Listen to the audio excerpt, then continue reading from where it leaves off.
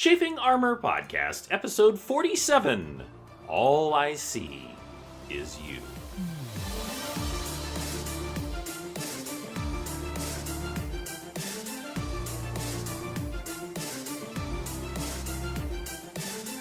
Welcome back. Wasn't that sweet? Welcome back to the Chafing Armor Podcast. I'm your host and entrapped Dungeon Master Michael Corley. Well, in the fact that I've trapped myself in the guest bedroom so I don't make extraneous noise. I am here today with a very special two-parter episode and with a two-person episode. And those two people with me today are Izzy. Izzy, tell everyone who you will be playing. I am playing Morezi Mugra, a half-orc barbarian with little patience for nonsense. This is true and well established. And also with us is James. James, tell everyone who you will be playing. Hello, everybody. I am playing Penton Chalice, a spell scale sorcerer who is chock full of nonsense. That indeed, which is one of the many reasons why I paired you together. When we last left our characters, they had had an epic battle under the manor of the human Loft shipping magnate, whose reputation has recently been destroyed. They had returned back victorious, and this is a few days later, so you've recovered all spells and hit points and all that good stuff. And there's something that is actually ready to go, and that would be your armor, Morezi. Heck yeah. So, tell me, is there anything that you'd like to do before heading over to get your repaired scale mail armor? Gonna be honest, I can't think of anything. Well, it's not that she has a tremendous to-do list. I would imagine getting her armor, especially considering she didn't have it during the most epic battle y'all have had to date, would be very high on her priority list. So you return to the dwarven smith, whose name was Hans. You open his door to his smithy, and you are immediately just assaulted by the blinding heat and smoke from his smithy. While very clean, it is very hot and a little sweaty for you. What would you like to say to Hans, who is busily working at his forge? Very small man, it is a pleasure to see you again. Have you my armor? Oh, yes, see, this is the wee young lass, and he laughs because he looks up at your towering frame. You had the scale mail, did you not? Yes. Yes, and he gets a kind of odd look in his eye, and then he says, well, I had a little trouble putting her back together. She was pretty banged up, so I had to make do with what I had. And he pulls out what essentially is butcher paper, like this really thick paper, and he hands you your armor. I open the butcher paper, wrapping around it right in front of him, without question. You just tear it open immediately without even waiting for niceties or anything like that, like a Christmas present. God, we thought the same thing. Yeah, it's like Christmas. You tear it open, and you remember that especially this armor was damaged when you took a spear to the belly from a shark man. Yep. But it also had several other areas where the overlapping scale rings. And just to clarify, scale is not literally scales. It is, of course, iron rings that are overlapping that have the appearance of scale. But there's something different about it now. Whereas before, it had the overlapping scales in those areas. And by the way, the rest of the armor is unchanged. Though it has been cleaned, probably for the first time. Yeah. The areas that have been replaced with actual scales. We're just really laying into the reptilian aesthetic for this orc. And Aki is on your shoulder and lets off a little blap with his tongue. I'm sorry, with her tongue. Probably a little uncomfortable to see these scales as a scaly creature herself. Gotcha. Is there anything else you'd like to say before departing? How does this affect the integrity of my armor? Will I be less efficient in killing my foes?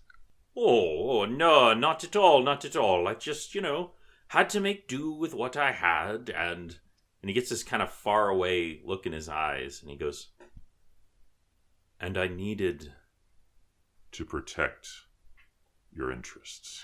And then he goes back to working at his forge. Okay, I paid him before he finished, right? Yes, he has already been paid. I leave and go return to Penton. Okay.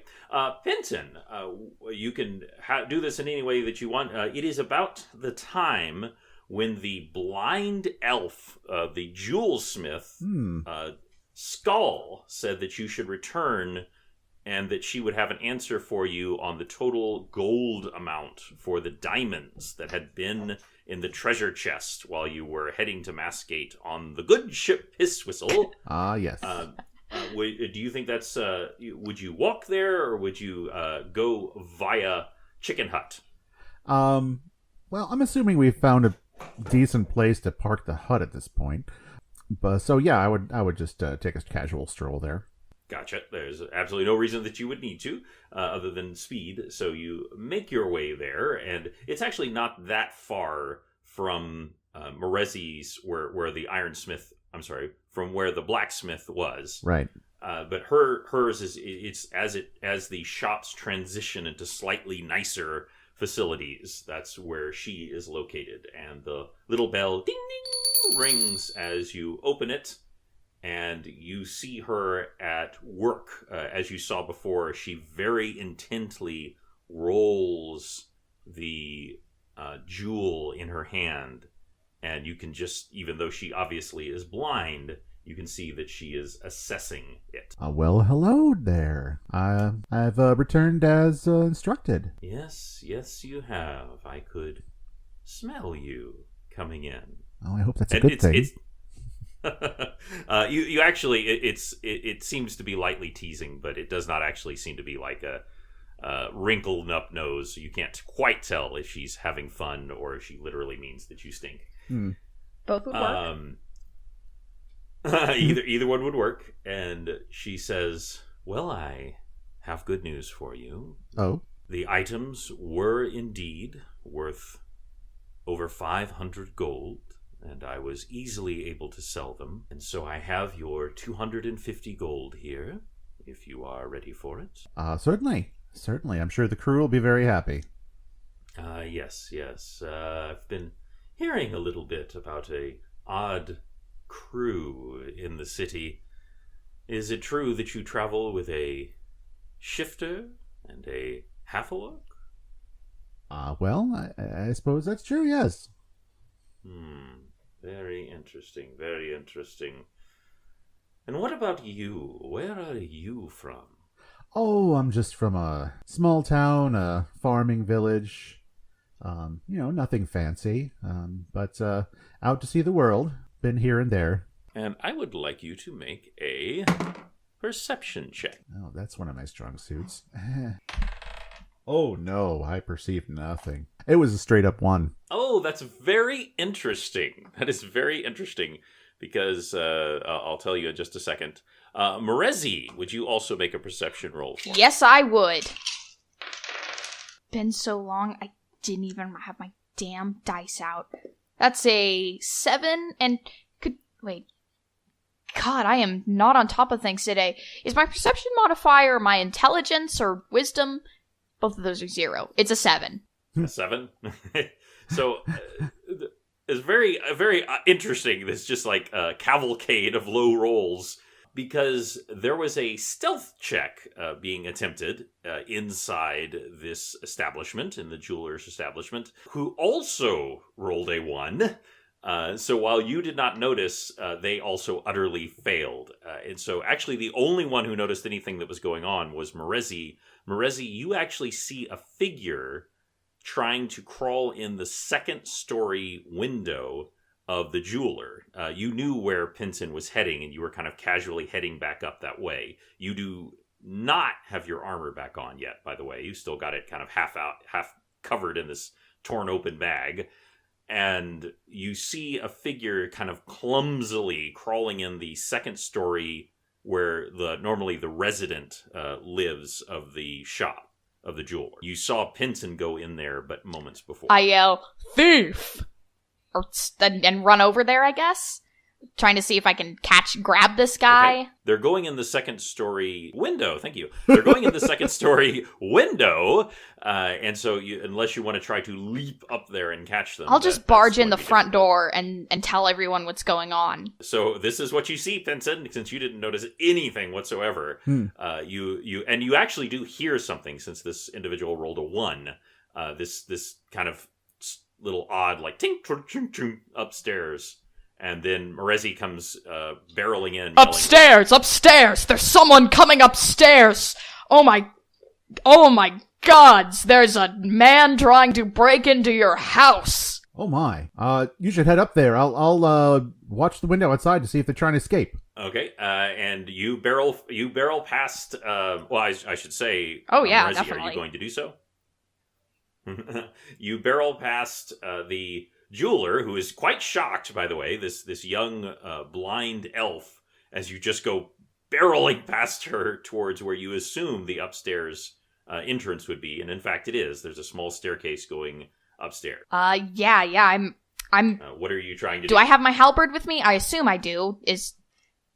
Duh. Yeah, I've got my halberd in my right hand. I'm obviously using the railing with my left hand because Morezi is a very safe woman. Definitely fits the character.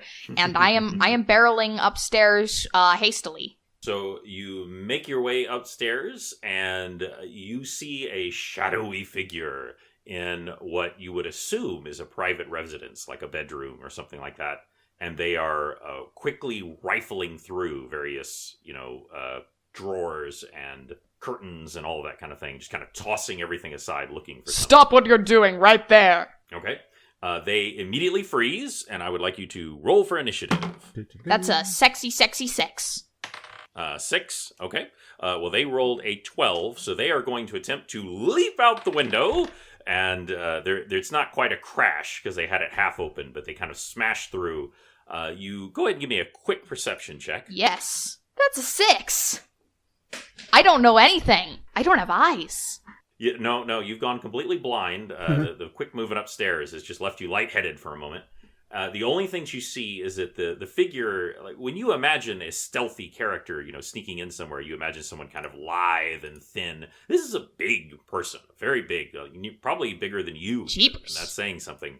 And you think that it's male, and they just crash out the window and hit the ground running. Okay. What would you like? How do keep in high mind up? that I was running outside to go and I think that go to the outside to the window and watch the window. You specifically said you were watching, so you would see them. Penton definitely needs to roll for initiative too. But how high up is it till you start taking fall damage? Well, you start taking fall damage at 10 feet, which this would be. So you would take 1d6 damage. Nothing catastrophic. You could also try to roll to half that damage, especially at this relatively low. Yeah. This is a dumb thing, but this is Dungeons and Dragons, and could I use a climb check to see if I can get down through the window without taking damage, but not wasting time to go downstairs? Yeah, I would let you use your climb skill to do that. Well, I need a new pair of shoes, and that rolled off the table. I hope your shoes aren't on the table. I think Morezi might take some damage anyways, because that was a 1. Okay, that was a 1. So I don't roll percentages of death for skill checks. That's only for attacks. But you do fail. So what that means is you are trying to swing around as you go outside to kind of catch the window. One saving thing is that Aki scrambled off you when you started running towards the window. You try to catch it with one hand, and as you do, the already loosened window frame from this person crashing through it just kind of boop, pops off, and you're like, ah! And you just fall straight down. And you take 3 points of damage. So please note that. Yes. That is the total amount of damage you've taken so far, as you crack into the ground, most painfully, but not terribly. Ouch. And now that would actually bring it to Penton. Penton, you see that first figure hit the ground and start running. And then you see Morezi shortly after, boom, hit the ground. What would you like to do? I would want to chase down this person. Okay, this is something you have experience with. You've already chased down one person going out of a window in another adventure. I think I'm getting repetitive here, but this was not what I intended to happen. So that's what happens when they roll a 1 on their stealth. Right. So that's the fun part about D&D. So you can certainly try to close the distance. They are moving very fast. What is your land speed? It's 40. So double that would 40. be 80. Gotcha. So you will be able to catch up with them. Would you like to attempt to do anything? Ooh, a tackle. I think a tackle will be good. Gotcha. So we want to imagine this slender, beautiful spell scale sorcerer and this hulking large figure running away, and just this slender figure with a staff on slapped to your back and just leaping forward and going for a tackle. Go ahead and give me a attack roll. Because why not? You can use your dexterity. Would this be technically a grapple? This would be a grapple. I definitely think this is in the grapple world. The realm of grapple. That would be a 17. 17. That will succeed. So you have now successfully grappled this individual. So they actually do not fall to the ground. Because of sheer mass, right? They easily weigh twice as much as you, but you are managed to wrap them in such of a way. You've kind of got one arm behind their neck. They're at least a good foot, maybe foot and a half taller than you. Great. And but you've managed to kind of like yoink them back, and they kind of come up and then turn and look at you, and you see the very short tusks of a male half-orc just scowling at you as they turn around. That will be their turn. Unsurprisingly, they are going to attempt to break out of your grapple. All right. And that's an opposed check, so go ahead and roll for me. Oh, yeah, well, you're in trouble now, buddy. Except that I rolled a 20. Wow. I can't make this up. He oh my gosh. Yeah.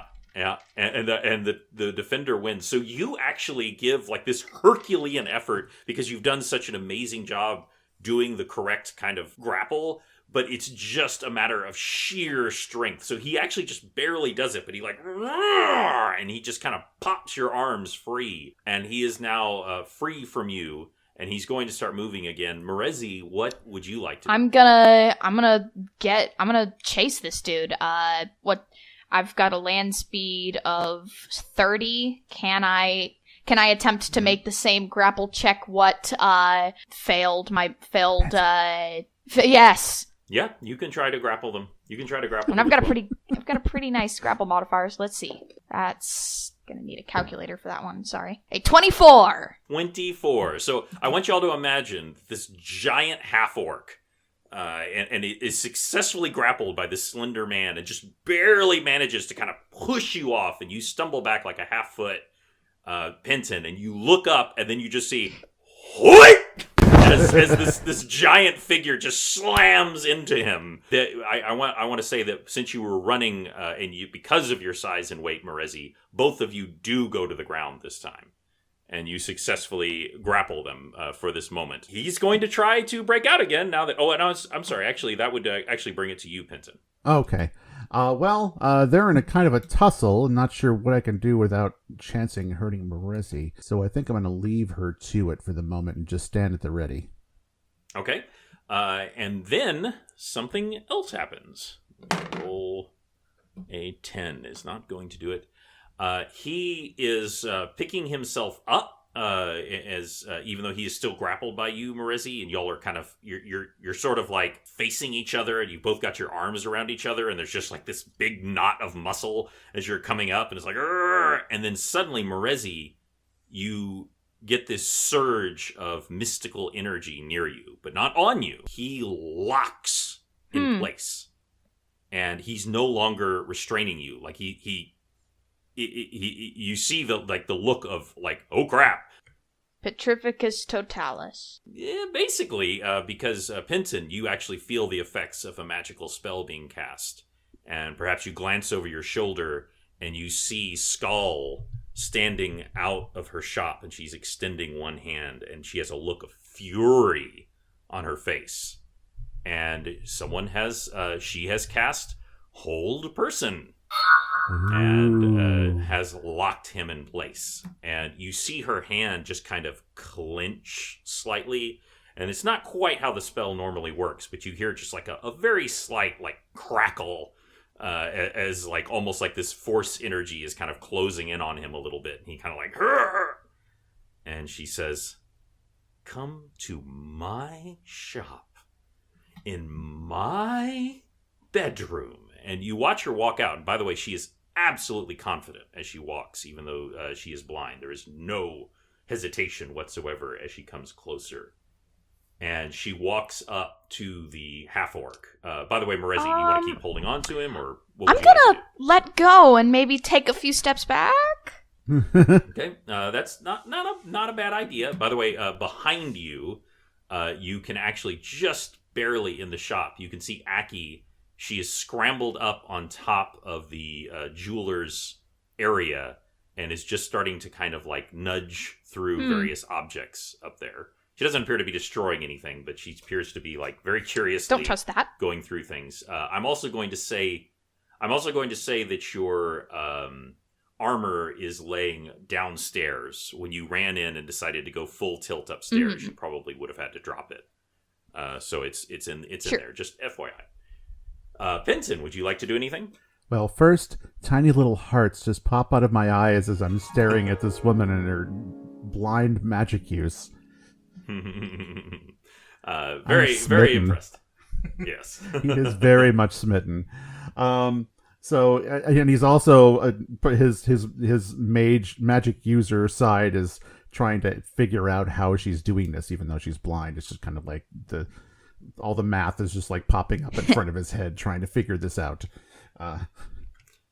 And the truth is, you don't know. And she walks up to him and she says something that you're not expecting. She says to him, "Where are my earrings?" To which he just scowls at her. And she... go ahead. I was going to say, in the interest of helping her along, obviously she's concentrating on the spells, so I'm going to just walk up and casually start searching the half-orc and see if I can find these earrings. Okay. You do find a small parcel, as it were. It's clearly something that seems incongruous with the rest of the items that are on him. It's actually a small jewelry case. Would you like to open it? Yeah. Okay. You creak it open, and it is not earrings, by the way. It is a small necklace. Hey, I'm going to say that while this is happening, Merezi is running very fast back into the shop to put on her armor. Okay.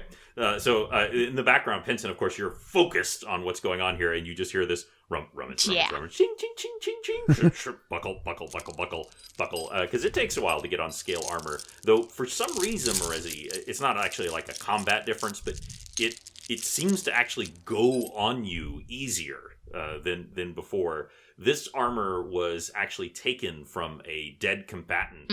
Makes sense. And while it absolutely fit you, it didn't fit you, if we may say. It was maybe like one size off in our terms. But it just fits you like a glove. It fits you perfectly as you put it on. And so just letting you know that. So back to Skull and you, Pinton.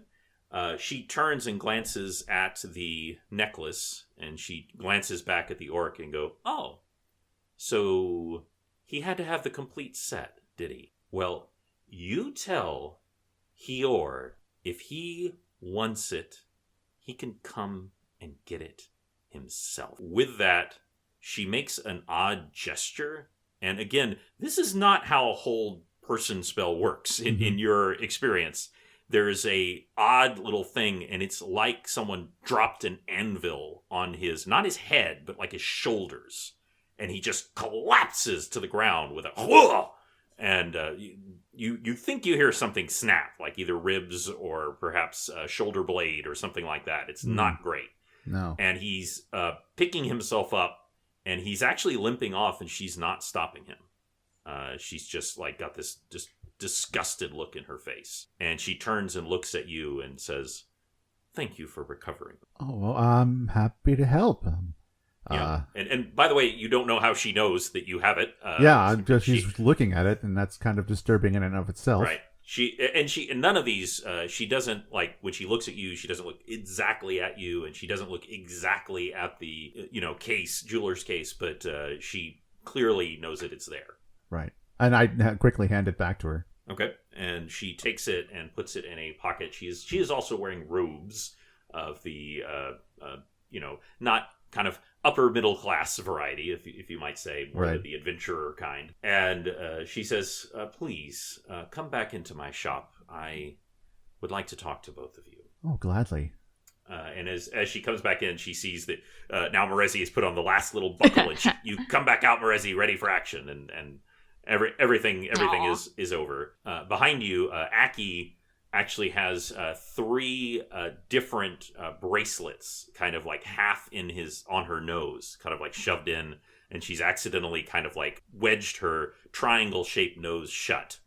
And you see her just kind of like working it with one claw, like. I love this animal, and I'm going to try to help this dumb thing get those bracelets off, and maybe sheepishly hand them back to the owner of the shop. Okay. She takes them from you, and she does not. She seems kind of like but she does not seem like particularly upset. Penton, would you do a perception check for me? Oh, so that's been going so well so far. Let's see what happens. It's a 12. 12. It really that just tells you that there is something unusual about Morezi's armor that you had not seen before, but it doesn't really give you much information. You can either act on that now or just file that away for later. I think we'll file that for now. Yeah, there's a lot going on. Yeah, and she walks over and she turns the sign for closed on her shop, and she closes the front door, and she asks you both, "May I offer you tea?" Do you have any grog? She kind of, "I do have some fairly strong wine, if that is your preference." Acceptable. does she seem like the grog type? She leads you back into a small work area. It's not messy. Normally, when you see an area like this, there's just things everywhere and just, items everywhere. You can tell that everything in this room is exactly where it's supposed to be. There's nothing out of place. And there's a small table where she clearly does her actual, jewelering, where there's places to set and gold and all sorts of things like that. Penton, and you don't even need to roll for this, you can also feel, you felt it when you walked in the first time, there are an extraordinary amount of wards in this establishment. I imagine so. Yeah, for a jeweler, which, in itself is a little curious about how the person got in up there. But right. but you sense them even more as you come into kind of the heart of the building. There's just kind of this whoa that you knew if you tried to come into this place uninvited, pretty unpleasant things would probably happen. I was going to say maybe she should improve her upstairs wardage. And that could simply be it, that she had not really focused on that when she came to warding the place. Brings out a small tea set which she's heating. You think maybe slightly by magic, but just a very small cantrip that she's kind of heating up the water, and she's pouring out 2 teas for you and herself, and she's also pulled out a bottle of elven wine, something that y'all have seen recently, elven wine, right. And she's pouring that out for I think you. I think Morezi tries to be delicate, holding it with 3 fingers and a pinky finger out, but as soon as it touches her lips, she chugs. So there's this half moment where this big grayish green pinky finger kind of comes up for a moment, as if yeah, and then and you again hear that kind of from her. And she kind of turns in your direction, Benson, and she says, "Could I perhaps ask for your help?"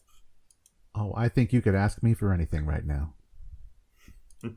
She kind of chuckles and cocks her head a little bit. There is a bit of a mining overlord? I'm not sure quite the right word to put it. A gentleman who oversees a great deal of mining operations several miles outside of Masgate proper, where the mountains begin. And he runs a fairly interesting business where he trades in jewelry, unsurprisingly, but he also trades in various illicit items that are found in the deep. Uh-huh. And I want absolutely nothing to do with him. He has tried to hire me several times. And when that did not succeed, he stole something from me. Something very important. She gestures up and she kind of touches her long elven ears. And you see again worked into her hair the shock of white hair when you remember her telling you once that a drow tried to kill her when she had some drow items that had been brought to her. And she says, I had a pair of earrings that were specially made for me by my father many years ago. They are actually the complement to this necklace, without which the necklace is merely jewelry. They are called the earrings of the bat, and they allow me to see after a fashion. And now, you find this very interesting again because she seems to navigate the world very, very well right now. I was going to say, you seem to be doing very well without them. Yes, thank you. I have a great deal of practice, and my various abilities give me a bit of a leg up in the day-to-day world. But it was nothing compared to what I could do with the earrings of the bat, and with them, this necklace as well would amplify my other senses and allow me to navigate the world nearly flawlessly, even without my sight. He stole these from me for two reasons. One, because he hoped to essentially force me into labor with him. Two, because he is literally the most paranoid elf on the planet. Mm-hmm. And he believes that with these earrings, no one will ever take him. Well, I think we'll be taking him by surprise, for I vow to get these back for you. She cocks her head and says, You really are an adventurer, aren't you? Well, of a sort. Had my time. I think we have had some interesting adventures lately, but I think taking the perception of someone is just—it's like taking your eyes out of your head, and it's just wrong. I'm totally shocked by this. Well, I deeply appreciate your assistance. I would have hesitated to ask you regardless. However, one, because you were here when this went down, and the other is this, and she turns and cocks her head at you, Merezi. Because of his paranoia, Hior almost exclusively hires barbarians. Because of their uncanny ability to not be caught by surprise. You might be able to use this to win your way into his confidence, and perhaps use it as a ruse to work your way into his facility. I would be deeply appreciative and would be happy to reward you for your services. I would love to do that, and I will definitely attempt that, but you should know that my bluff modifier is -2. She says, if anything, your forthrightness will only establish yourself as a true barbarian. And you catch this Penton. She does a little, as if she's smelling the air. I think we can agree Merezi is probably not the character who bathes the most frequent. Oh, no. Since y'all have accepted this quest accepted, you can add that to your quest log. Exactly.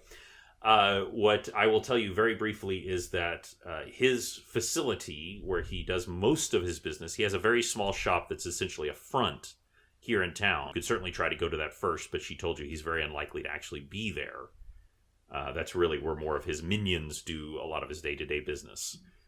His actual facilities is about 5 miles out of town in a area where some of the first mines begin to appear. Okay, before we do anything, I forgot to do this before I even went to get my armor back from the blacksmith. Mhm. I'm pretty sure I threw my bola like a while back. That is absolutely correct. And I'm It not went sure if I into the didn't woods. I don't think I got another one, so I want to go I'm going to check how much a bola costs in the player's handbook, or you can tell me how much it'll cost in this particular session, and I might consider buying a couple. Just for so that you have it for future reference. Yeah, one bola is 5 gold pieces according to the handbook. I don't know if you want to go by that, but No. I will absolutely allow you to purchase two normal bolas for 10 gold pieces total. all right. Is someone specific holding the money? Because my player's handbook says I have 97 gold pieces, and I'm not really sure how long it's been since I updated that. Gotcha. Well, just subtract 10 from that, because you did have your personal money. Technically, Tix was kind of doing the house treasury, yes, for simplicity's sake. Yeah, So plus, I just believe subtract 10 for that. Yeah, I believe somebody has a wad of cash waiting for us as well. Yes. That is true. Well, and also she has given you the 250 gold. By the way, Penton, which I'll make sure that Tix adds that. And of course, in the chicken hut is a treasure chest with 1,500 silver. Right. So just an FYI. And did I ever lose my knife? I don't remember. No, you still have your knife. Okay. Now I think we should head to either facility. Do you have a preference on which one? Oh, not at all. Oh, here, you should carry this gold, by the way. I'm not comfortable carrying it. Fine. Marezi does not turn down the 250 gold, which, by the way, that was your loot from the diamonds. Did you say I should jot that down? I cut out. Oh, that's fine. Go ahead and put that down. All right. But do you want to try to go to the front here in town, or do you want to just go to the main operations? Where I think more likely to be. I think there's no harm in just checking the front. Marezi, I have a question for you. Yes. Do you think that a barbarian would have a humble servant who is good at the gift of gab to maybe kind of bluff your way through some things? Yes, we can come from... How about we say I cannot speak common? Wait, no. Wait, yes. How about I can only speak Orcish? Well, that's a problem because I don't speak Orcish, so I don't know point. if I'd be able to translate for you. But you could just be slow, or just choose not to speak to people. You could just be Yes, haughty. I've taken a vow of silence for my god. There you go. That might work. I don't really think Grumpsh ever has vows of silence, but we don't have to say what god I worship. True that. I love it when a plan comes together. And this is about 5 miles out of town. Will you be walking, or will you be going via Chicken Hut? Definitely chicken hut. Why not? Let's take the chicken hut. At least, Okay. to the nearby. I don't want to freak the guy out just showing up in a chicken hut. Yeah, I feel like the chicken hut might start to get a reputation, so maybe we park it in a bush close to the place. Gotcha. The chicken hut And- boys. I would like you, Penton, Mm-hmm. to do 2 things for me. Give me one first roll Arcana check, second roll Perception. Arcana is a 16. Okay. Perception is a 15. So as you're piloting, remember that you put both hands, or at least one hand, on this skull, the large wyvern like skull in the chicken hut, dragon-like skull. You make your way through the town as people kind of glance up. They're starting to get used to seeing a chicken hut walking around town. Mascade is a place of a port city, so there's a lot of strange stuff. Sure. You sense that the hut is acting a little oddly, and I don't want to say that you've lost control of it or anything like that, but it's acting oddly, and you actually get a message. You actually get a message in your mind, and you heard this just briefly once before. It says, "Hunger," and then it's gone. Maybe we have to feed it with souls or something? Is it coming from the hut itself? You're not entirely sure. Seems to be coming from the hut in some fashion. I think we need to feed it some souls. Marezi's on it. You're gonna go to the local soul distributor? Oh, yeah. I get free-range souls. Can I play a hunch, or is this, I don't know, because I'm not sure if this is something my character would have thought of, that Okay. I'm just kind of, but it seemed to be starting after we put this wyvern jar in the hut. This voices. It's true that it did start afterwards. However, you barely had any time with it before. Exactly. That's why it's kind of drawing my attention now, and maybe I'm wondering whether this voice might not be emanating from there rather than from the hut itself. But it's just a thought. But it's something I'll have to put off for now, and just because we have a task at hand. Understood. Well, you're able to easily navigate it, and with these long chicken legs, it stands a good 10 feet off the ground when it's in full stride. And it just boom, boom, boom, boom, walks down the road. And as y'all say, you park it in a bushes nearby, which is not hard. The land starts to get scrubby out here. And you can see in the distance, it's kind of a village is maybe a little too strong a term, but there's a small little mining community, and that you understand is being run by this male elf named Heor. So what would y'all like to do? I come out probably following Penton. Oh no, I would definitely follow you. I guess I'm just following Marezi's MO to go up to the nearest person, maybe the nearest person who looks like they know what they're doing. Put my hand up like a kind of waving without moving. Okay. Well, at the entrance are 2 guards, so that's very easy to approach if you wish. I think this is the kind of thing that's gonna need words and stuff. Hail, I am... Oh. Just hail. You give out a big old hail, and the 2 guards, who both have pikes, not dissimilar to your halberd, they raise them a little bit, but they're not like ready to kill you. They're just guards. And one of them is a male human warrior type fellow, and the other one is a female dwarf. They say, "State your business." Her most powerful Marezi wishes to speak with your master.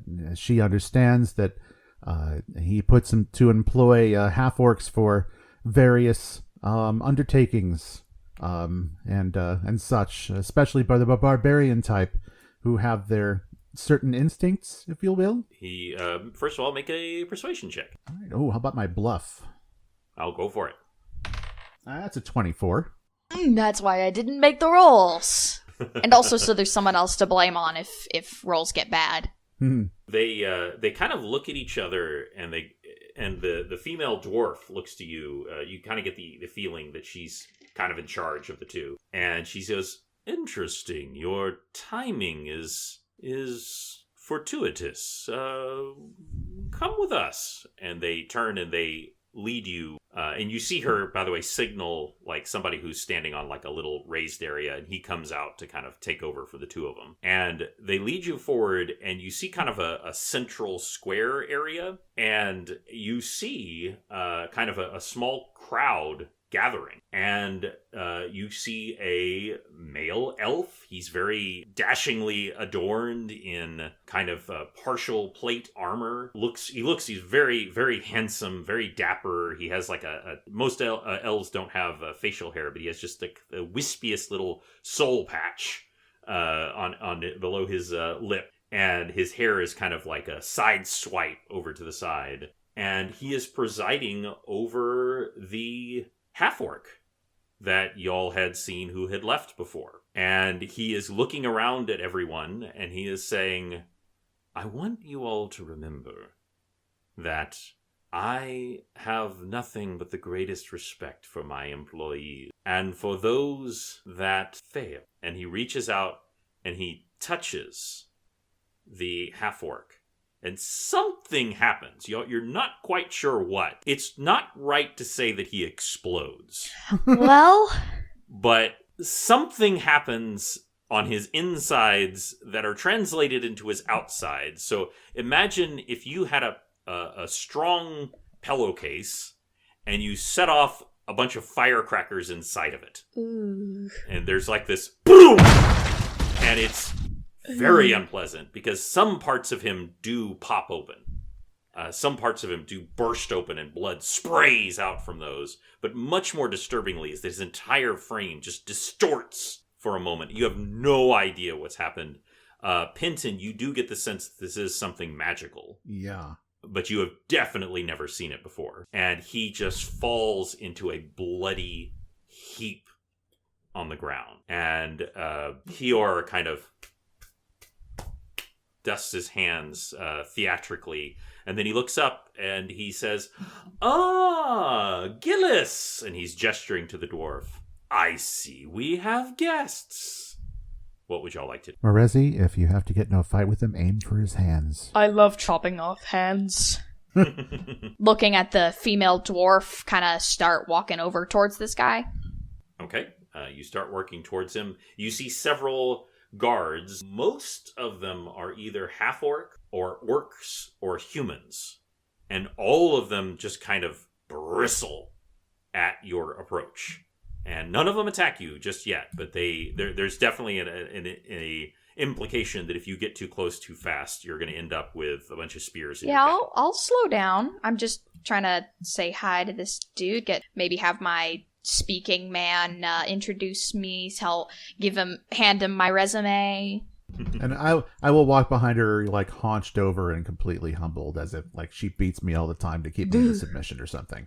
Gotcha. He turns to you, Morezi, since you are not humbled in submission, and he says, "Well, young lady, who might you be?" This is the most powerful Morezi. And he kind of gives you a side glance, as if, like, underlings are talking to him. But he turns back to you, Morezi, and he goes, "Ah, Morezi, you would not happen to be of the Mugra clan, would you?" No, it's a very common name between orcish women. Indeed it is. Indeed it is. I know a great deal. Yeah, but you just go ahead and give me a roll. Oh, it's a 16. Thank the Jesus. That's not too bad. Okay. He does not seem to be, but nor does he seem to be, like, terribly trying to pierce the veil of your lies. He just is kind of inclining his head slightly, and he goes, "And what brings you to my humble residence, Morezi, who is of the what clan, then?" Garkrul. Garkrul. Yes, I have heard of you. You are from the other continent, are you not? I've traveled far and wide. I seek gold, and I feel as if this is where I'm meant to be. Well, that is a bold claim, and one which I love to hear, because I love employees who desire gold and wealth, because I love to give it to them. We dig it from the earth, we find it from our many dealers. Tell me, you are trained in the ways of the barbarian? I am a skilled barbarian. Well, I have a very simple way to determine this. Would you do me the great honor of coming into this inner circle? And as he does, you see this other half-orc come forward and just grab by the back of the neck the shattered remains of the one that he killed and just starts dragging it off. So you're essentially standing over or right near the blood stain of what's left of this other one. And he says, "Could you do me the greatest honor, Morezi, and turn around?" I do, but very, very slowly. And Pinton, you see this, of course, is he gives the slightest nod to Gillis, the female dwarf. And Gillis pulls out 2 knives and throws them at Morezi. Let's see. And so that is actually a 12 and a 1. So the 12 simply, this is where your years of barbarian training catch in and your uncanny ability to sense attacks coming at you. You cannot be surprised. So even though you could not see it, you knew they were coming at you. But since she rolled a 1 on that last one, which, according to my own rules, even though it's not a full combat, no, she just fails. I would like you to tell me how you deflect that poorly aimed shot. Well, the 12 just whooshes past me. I just kind of nudge out of the way, but the one I catch in one hand. Still turned away. Gotcha. It tries to fly past me, but my hand goes up and it's caught between my middle finger and my ring finger. And there's just this and a small little comes out from a few of the other people. There's about 12 people total all around y'all, by the way. They came out to witness this execution, apparently. And there's a small exhale as you then turn back around and you've got the knife in your hand. And Hyorin does the classic slow clap. And he goes, very nice. Tell me, Morezi, you have come to seek employment with me, which I am most interested in. After a small trial period, would love to bring you on board as a full member of my little cadre. What is up? He puts it, oddly, kind of twirls his finger, with your little manservant. I do my best to look bored like this happens all the time. Like she just catches knives out of the air, just like whatever. I speak bad common, and the small creature helps with speaking and is good at hiding. I'm also cleaner armor. And he kind of, it's interesting when you say that. Nope, he rolls a 10. He does kind of eye your armor interestingly. He goes, that's an interesting armor you have there. But he doesn't seem to make any other note of it. And he says, very, very, very well. You will stay in the barracks tonight. And tomorrow we can discuss the terms of your employment. From there, we can go further. So with that, he turns and he walks back to his... You can see a kind of a, not really a compound, but a more fortified area that is clearly his. The Gillis, the female dwarf, comes and leads you to the barracks. She asks if y'all have eaten, if you would like something to eat. I can eat. So you are served the food. Is there anything particular that y'all would like to try to do or ascertain? Oh, quick question, too, just out of practicality, Marizi. Did you leave Aki at the... chicken hut, or did I you think bring she's in her the with chicken you? hut. Okay, that's probably wise. Aphil is incredibly independent, and you know, of course, Penton, that she is flying nearby. Right? Yeah, I can sense her presence. Mm-hmm. Yes, there's no doubt about that. Y'all don't even need to coordinate on these things. It's just something that happens naturally with a familiar. Right. But she is definitely nearby if you need her. There's a very simple mess hall where you are given some big chunks of meat to eat, and you are issued to the barracks where there's very, very bare but serviceable beds where you are told you can sleep for the night. I want to get my bearings on who else is there, just kind of like, see what kind of foes I might have to fight if necessary. I'm wondering if there's anything I could use here to make some kind of trap, because I feel like this could be a good preparation period for what we're going to have to do, which is probably a heist. There certainly are things here you could use to make a trap. You might have to explain why you're getting them. But the barracks does have a lot of very simple equipment in it. It also, of course, has some weapon and armor of the simple variety. But there's definitely, your ropes and your small construction, like hammers and nails and things like that, in a shed nearby if you want to try to put something together. I'm gonna speak privately with Penton. Where do you think they would be hiding the earrings? I would like both of you to make a perception check. Yes, with the dice. How about a 20? I got a 2. You should tell me stuff too. A 2? Yeah. So, they are earrings after all. Penton, Hior was wearing a pair of earrings. Of course. So, you don't know for certain. She did describe them to you in brief, and you didn't get a fantastic look at them, but you think there's a fairly high probability that those are the earrings that she was describing. Great. That should make this much easier. Yes, all you have to do is sneak them off his ears. Shouldn't be a problem at all. Maybe we could sneak them off his ears much better when his head is decapitated. She didn't say he had to be alive, right? You know? Yeah. I don't think she mentioned anything about that. So what would y'all like to do tonight? The barracks is a public area, is a common area, so you do not have private facilities, but there certainly are areas you could kind of, move over to where you would have slight more privacy. I go where you go. Okay, this guy's going to have a lot of guards guarding his sleeping area. That's just a fact. I'm thinking we should. Yeah, there's not going to be any sneaking in there, I don't think. Yeah. Neither of us are very sneaky. Could we think of some reason that Morezi would want to go in there now? Like, is there some reason that she would need a personal audience with the dude? Not really, unless we could. It's probably not a good idea, but we could say that we heard that somebody was after him for something, kind of play to his paranoia, that sort of thing. Heard a rumor in town, something like that. I'm not really Maybe sure. we could. I wonder if we could kill one of his guards without anyone else noticing, and then say,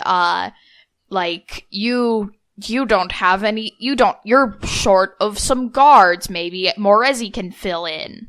That sounds rather harsh. I don't know. No, it's good to brainstorm as y'all hunker down for the night. There's you've got opposite bunks that you have been assigned to. No. I sleep on the floor at the foot of her bed. Okay, absolutely.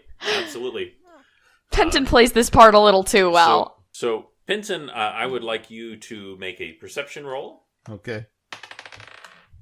13? 13? Okay.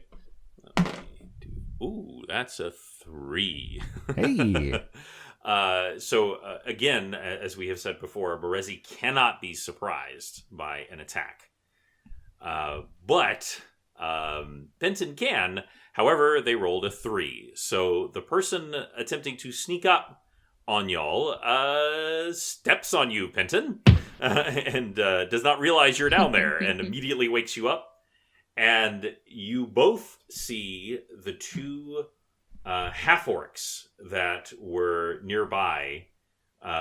Both of them, you got their names just briefly, Tigrin and Urlix. And they both have weapons drawn, and they are moving to slit your throats. And that's where we'll end! Chafing Armor, number 47. Interesting setup. Got to the action a little later than I was expecting to, but that just means that the next one is going to be action-packed! Yeah. Packed. We'll see what happens with that. And thank you both for playing. Yes. Happy times to do so, yes. And we will roll with you soon.